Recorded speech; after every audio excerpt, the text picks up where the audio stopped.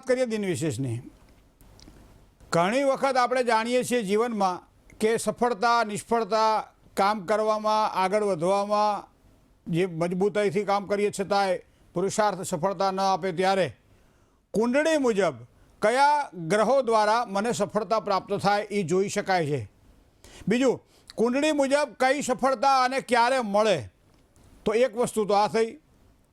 ઘણી વખત આપણને લાગતું હોય કે ભાઈ શું કામ કરીએ, કયા ક્ષેત્રમાં જઈએ, કઈ જગ્યાએ જઈને કામકાજ કરીએ, શેમાં કામકાજ કરીએ તો સારી સફળતાની પ્રાપ્તિ થાય. તો બીજો પ્રશ્ન તરત જ આવે છે કે ભાઈ કામ તો કરવું છે, ધંધો કરીએ કે નોકરી કરીએ.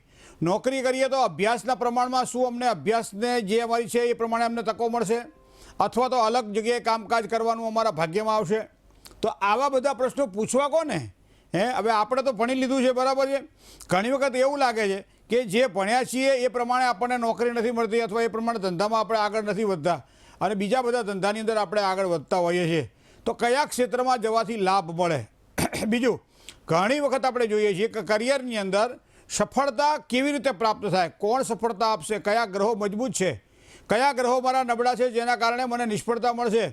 તો ગ્રહો પ્રમાણે કરિયરની પસંદગી કરવાની હોય ત્યારે કઈ રીતે કરવી જોઈએ.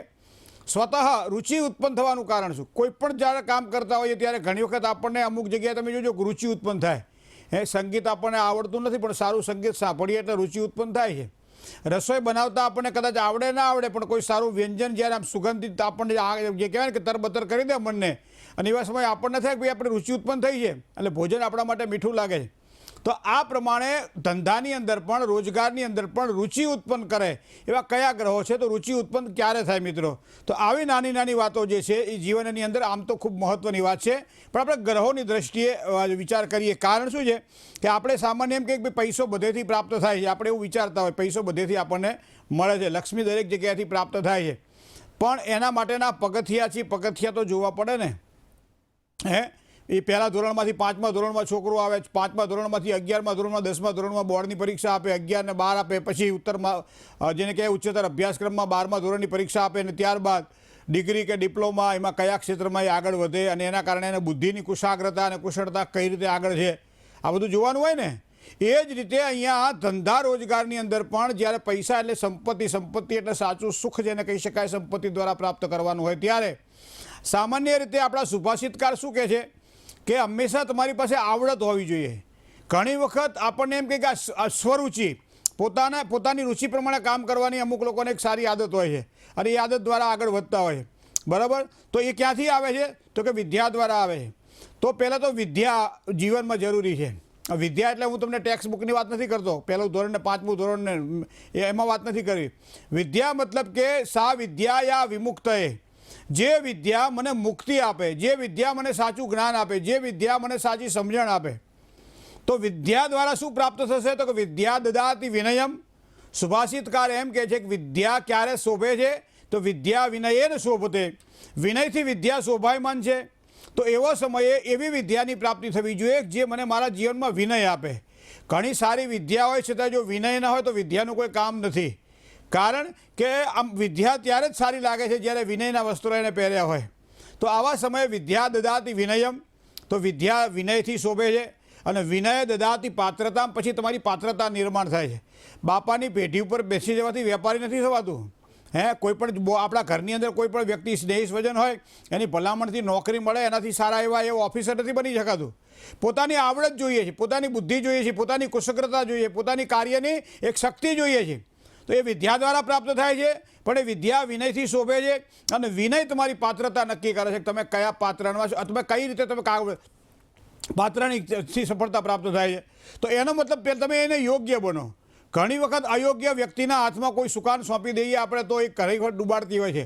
એટલે આપણે કહીએ ને ભાઈ આ ખૂબ સારું હતું, આના બાપ દાદાનો ધંધો ખૂબ સારો હતો, પણ અત્યારે જુઓ તેને ખાવાના વાંધા છે, આવું આપણે ઘણી વખત કહેતા હોઈએ.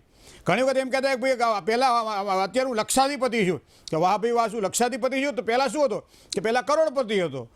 બાપાના પૈસા વાપરતા વાપરતા BPL, બાપાના પૈસા લેર કરી અને અત્યારે અમે લક્ષાધિપતિ થઈ ગયા, અને ક્યારે હજારાધિપતિ થઈ ગયા કંઈ નક્કી નથી. તો આ શેના કારણે થાય છે? પાત્રતા વગરનું પ્રાપ્ત થાય છે. એટલે તો વિદ્યા દદાતિ વિનય, વિનય દદાતિ પાત્રતા. અને તમારી પાત્રતા, મારી તમારી જો પાત્રતા હોય તો એ ધન પ્રાપ્ત કરાવડાવે છે. ધનાદ ધર્મ, અને એ પછી ધર્મને સાથે રાખવું અને તતઃ સુખમ, તો મને શાંતિની પ્રાપ્તિ થાય છે. તો અહીંયા જે મારી જે કહેવાય એનર્જી જે છે એ એનર્જીનો કુંડળીમાં કયો ગ્રહ છે, કયો ગ્રહ મને એનર્જી આપે? ઘણી વખત તમે જોજો કે અમુક લોકોને આમ ઊંઘવામાં જે મજા છે ને એ બીજી મજા છે એમાંય નથી. તમે આખો દાડો એ છોકરાને તમે ઉઠાડો નહીં તો બોલો હા જુદી હુઈ રહ્યા હે, આવી એને મોજ છે ઊંઘવાની, બરાબર છે. મોડી રાત સુધી જાગવાનું છે, દિવસે અડધી દિવસ સુધી ઊંઘવાનું છે. એટલે આપણને એમ કે ભાઈ મોટો વ્યવસાય કરતો હોય એ માણસ કદાચ આવું કરતો હોય, પણ એ ક્યારે ખબર છે? જન્મ કુંડળીમાં રહેલો મંગળ જે એનર્જીનો કારક ગ્રહ છે એ મંગળ જ્યારે નિર્બળ બને ત્યારે આ વસ્તુ આપણને જોવા મળે છે. તો મિત્રો ધંધો અને રોજગારી માટે કદાચ જો કુંડળીમાં જોવા જઈએ તો કયા સ્થાનને જોવા જોઈએ? તો હવે આ સ્થાન તો હવે તમારે કોઈને બતાવવા જ પડે, કારણ કે ઘણી વખત કેવું છે કે સારું વ્હીકલ લેવા માટે જઈએ, એના પૈસા એ બહુ સારા હોય, પણ એનો જાણકાર માણસ હોય ને એને હાથે લઈ જઈએ, જો તો ભાઈ આ ગાડી લેવી છે કે આ બાઇક લેવું છે તો આ લેવાય કે ના લેવાય, અને જાણકાર માણસ તમને સારી એની રુચિ બતાવે કે ભાઈ આમાં આટલા ફંક્શનો છે, આમાં આટલા ફંક્શનો છે, અને આ રીતે આપણે લઈ શકાય કે આ રીતે ન લેવાય, આમાં આટલા ડિફિકલ્ટી છે. તો આ બધી વસ્તુ શેના કારણે જોવાય છે? એ એના જાણકાર માણસ દ્વારા.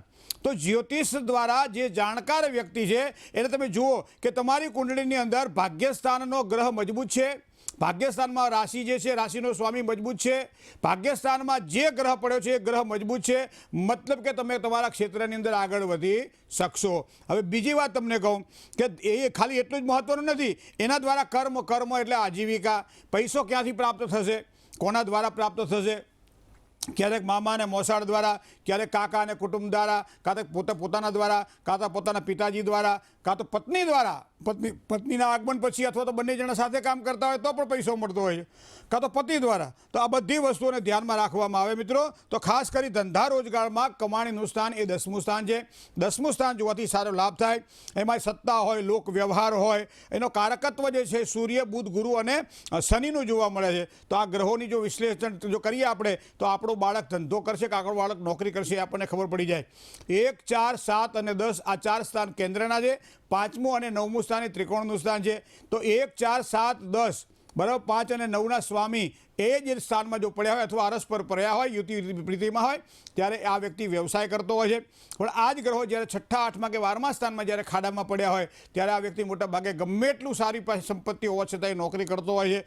ક્યારેક 6ઠ્ઠા, 8મા અને 12માના સ્થાનના સ્વામી 6ઠ્ઠા, 8મા અને 12મા સ્થાનમાં હોય ત્યારે પણ આ વ્યક્તિ ધંધો કરતો હોય છે. પણ 6ઠ્ઠા, 8મા અને 12માના સ્વામી કેન્દ્રમાં આવે ત્યારે આ વ્યક્તિ નોકરી કરતો હોય છે, બરાબર, ધંધો. આ બધી વસ્તુઓને ધ્યાનમાં રાખવી પડશે મિત્રો. કારણ કે પહેલાં તો નક્કી કરવાનું છે પોતાની એનર્જી કેટલી છે, સાહસ કરવાની વૃત્તિ છે કે નહીં, માનસિક શાંતિ છે કે નહીં. તો આ બધા જ ગ્રહો વ્યવસાયની અંદર આગળ વધારશે. ઘણી વખત સહકારની જરૂર પડે તો પિતાનો સહયોગ મળશે કે નહીં, માતાના આશીર્વાદ મળશે કે નહીં, એને જ્યારે જોઈએ ત્યારે મિત્રોની હૂંફ મળશે કે નહીં, બેંક અથવા કરજ લેવાનું હોય ત્યાંથી કોઈ સારી સફળતા મળશે કે નહીં. આ બધું વ્યવસાયની અંદર જોવાતું હોય છે. પછી જે સાહસ કરે અને સાહસ દ્વારા મળતી સફળતા અને સફળતા દ્વારા મળતો સંતોષ અને સાથે સાથે પૈસો, તો આ બધી જ વસ્તુઓ આપણને આ જ રીતે જોઈ શકાય છે મિત્રો. આમ તો ઘણી બધી વસ્તુઓ કુંડળીની અંદર 12 ભાગથી જોવાય છે કુંડળીને, અને 12 ભાગની અંદર એ ધંધો કરશે કે નોકરી કરશે, ધંધો કરશે તો કઈ જગ્યાએ ધંધો કરશે, અને નોકરી કરશે તો કયા ક્ષેત્રમાં નોકરી કરશે, અને કેવા વ્યક્તિઓની સાથે એનો સહયોગ રહેશે જેના કારણે કામ કરવામાં સફળતા કે નિષ્ફળતા મળે. આ ગ્રહો દ્વારા એક સામાન્ય રીતે આપણે વર્તારો કરી શકતા હોઈએ છીએ. જય ગણેશ.